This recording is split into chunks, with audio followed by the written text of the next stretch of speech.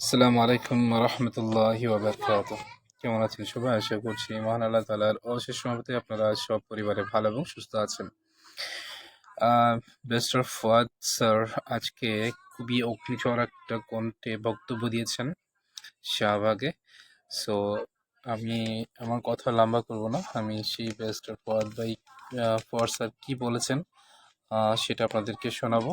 এবং খুবই দুঃখজনক বিষয় হলেও সত্য, আমরা আসলে বাংলাদেশ খুবই আহ, একটা খুব খারাপ একটা পরিস্থিতি দিয়ে যাচ্ছে বর্তমান সময়। আপনারা যে যেখানেই থাকবেন সুস্থ থাকবেন, ভালো থাকবেন। আর চলুন আমি আর ভিডিওটা কথায় না পারি, আমি ভিডিওটা প্লে করছি। পরিষ্কার, বাংলাদেশ 5ই আগস্টের অতীতে ফিরে যাবে না। বাংলাদেশে আওয়ামী লীগ ফিরে আসতে পারবে না। বাংলাদেশে দিল্লির দাসত্ব কায়েম হবে না। বাংলাদেশে কত সাংবাদিক সুশীলরা এদেশের আজাদীর লড়াইকে দিল্লির কাছে বেঁচে দিতে পারবে না। এই বক্তব্য খুব পরিষ্কার। যারা বাংলাদেশের আনাচে কানাচে প্রান্তে ঘুরে বেড়ান নাই, যারা বাংলাদেশের অলিতে গলিতে টং দোকানে আজাদীর আকাঙ্ক্ষা বোঝেন না, যারা ওসমান হাদির নামটা পর্যন্ত সুন্দর করে উচ্চারণ করতে পারেন না, যারা ইনকিলাব মঞ্চের নাম শোনেন নাই, তারা আগামী দিনের বাংলাদেশে অপ্রাসঙ্গিক হয়ে যাবেন। এবং এটাই হচ্ছে আগামী দিনের রাজনীতির মূল তত্ত্ব কথা। এটাই হচ্ছে আজাদীর বাংলাদেশ, এটাই হচ্ছে বাংলাদেশ 2। এবং সেই বাংলাদেশ 2 লড়াইতে একটা মিস্টার ফুয়াদ স্যার যে কথাগুলো বলতে যাচ্ছে আসলে খুবই গুরুত্বপূর্ণ। কারণ আমরা চাই না বাংলাদেশ আর কোনো অরাজকতার মধ্যে দিয়ে যাক। আমরা বাংলাদেশকে আগামীতে বিশ্বমঞ্চে পরিচয় করিয়ে দেওয়ার জন্য যা যা করা দরকার, ডক্টর ইউনূস স্যার যতদিন থাকবেন তিনি সেটা করে যাবেন। আর আগামী যারা নির্বাচিত হয়ে দেশ পরিচালনা করতে আসবেন তারা ইনশাআল্লাহ এই ধারাবাহিকতা অবশ্যই বজায় রাখবেন। বুলেট না, লক্ষ বুলেট দিয়েও এই আজাদীর লড়াই বন্ধ করা যাবে না। আপনারা বারবার চেষ্টা করেছেন, হেফাজতের গণহত্যা হয়েছে, 1,64,000 বুলেট মেরেছিলেন, আওয়ামী লীগ ক্ষমতায় থাকতে পারে নাই।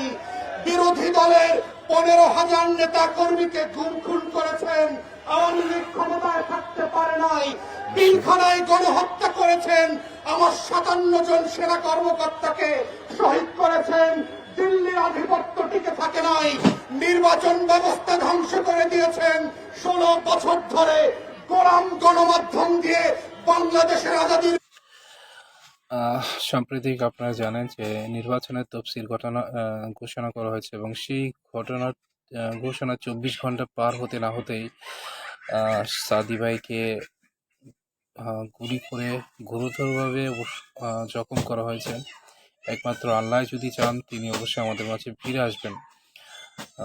উনি এখন খুব ক্রিটিক্যাল একটা অবস্থায় আছেন, সবাই তার জন্য দোয়া করবেন যাতে হাদি আমাদের কাছে আবার ফিরে আসে সেই পুরনো রূপে এবং আরো অনেক বেশি উজ্জীবিত হয়ে। কারণ হাদিদের মতো লোক আসলে আমাদের দরকার বর্তমান বাংলাদেশে। এই ধরনের দেশপ্রেমিক লোকদের অবশ্যই দরকার। বিপক্ষে প্রত্যেক দিন তথ্য সন্ত্রাস করেছেন, আওয়ামী লীগ ক্ষমতায় থাকতে পারে নাই। পরিষ্কার বক্তব্য, বাংলাদেশের মাটির রং বোঝেন নাই, আজাদীর রং চেনেন নাই। ওটা আওয়ামী লীগের পতাকার রং না, ওটা লাল সবুজের রং। ওটার জন্য লক্ষ লক্ষ মানুষ জীবন দেওয়ার জন্য আগামী দিনেও থাকবে। অর্থাৎ শত্রুরা সাবধান, লক্ষ বুলেট প্রস্তুত রাখতে পারেন। আমরা লাল সবুজের পতাকা বুকে দিয়ে বাংলার আনাচে কানাচে আমার স্বাধীনতা আজাদীর লড়াই চালিয়ে যাব। শহীদ ইসলামদেরকে নতুন করে পাড়ায় মহল্লায় আবার পরিচিত করানো হবে এবং সেভাবেই প্রজন্ম থেকে প্রজন্ম ইনকিলাব জিন্দাবাদ থাকবে। ইনকিলাব ইনকিলাব জিন্দাবাদ জিন্দাবাদ ইনকিলাব ইনকিলাব জিন্দাবাদ জিন্দাবাদ। ইনকিলাব ইনকিলাব Navidad, llegó Navidad. Hola niños, আমাদের বেস্ট স্যার তার বক্তব্য শেষ করলেন। অবশ্যই আপনাদের কার কেমন লেগেছে অবশ্যই কমেন্টে জানাবেন, আর আমার জন্য দোয়া করবেন যাতে আমি আরো ভালো ধরনের ভিডিও রিয়েকশন আপনাদের সামনে নিয়ে আসতে পারি। ধন্যবাদ সবাইকে। আসসালামু আলাইকুম ওয়া সকাল সকালই ঘুমটা রাহমাতুল্লাহি ওয়া ভেঙে গেল। বারাকাতুহু। আরে উপরে এমন করছি কে?